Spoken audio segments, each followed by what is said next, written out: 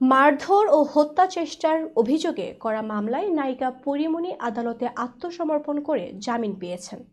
সোমবার সকালে senior judicial magistrate Mohammad Junaid তাকে জামিন দেন। পরীমনির জামিনদার হয়েছেন তরুণ গায়ক শেখ সাদী। বিস্তারিত হাসিব খানের ডেস্ক রিপোর্টে।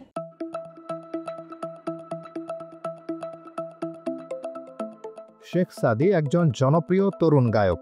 তার বেশ কয়েকটি গান ইউটিউবে কোটি ভিউ পার করেছে। সঙ্গীত জগতে তার উপস্থিতি উল্লেখযোগ্য এবং তরুণ শ্রোতাদের মধ্যে তিনি ব্যাপক জনপ্রিয়।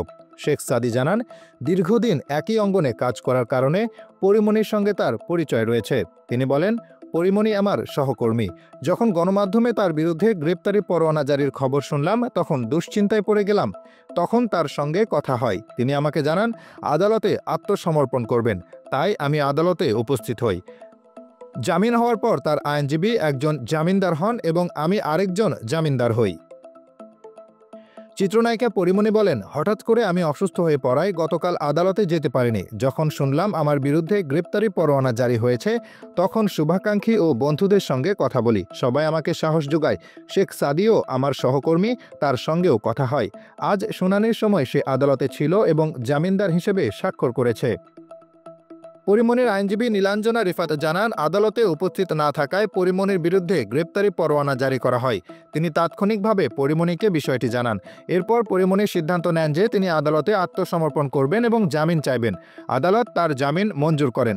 জামিন আদেশের পর পরীমনির জামিননামা লেখা হয় এবং তা আদালতে জমা দেওয়া হয়।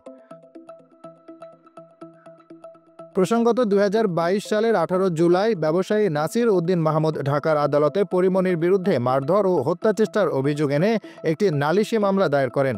মামলায় তিনি অভিযোগ করেন, ২০২১ সালের ৮ জুন রাতে পরীমনি ও তার সহযোগীরা সাভারের বোট ক্লাবে যান।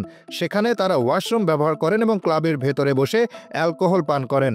রাত ১টা ১৫ দিকে ক্লাব ত্যাগের সময় পরীমনি নাসির উদ্দিনকে ডাকেন এবং বিনামূল্যে একটি ব্লু লেভেল অ্যালকোহলের বোতল চেয়ে চাপ দেন।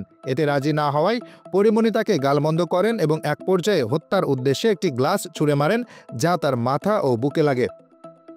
অন্যদিকে ২০২১ সালের ৮ জুন পরীমনি ব্যবসায়ী নাসির সহ ৬ জনের বিরুদ্ধে ধর্ষণ ও হত্যাচেষ্টার অভিযোগ এনে সাভার থানায় একটি মামলা করেন। মামলাটি তদন্ত করে ২০২২ সালের ৬ সেপ্টেম্বর নাসির সহ ৩ জনের বিরুদ্ধে আদালতে অভিযোগপত্র জমা দেয় পুলিশ।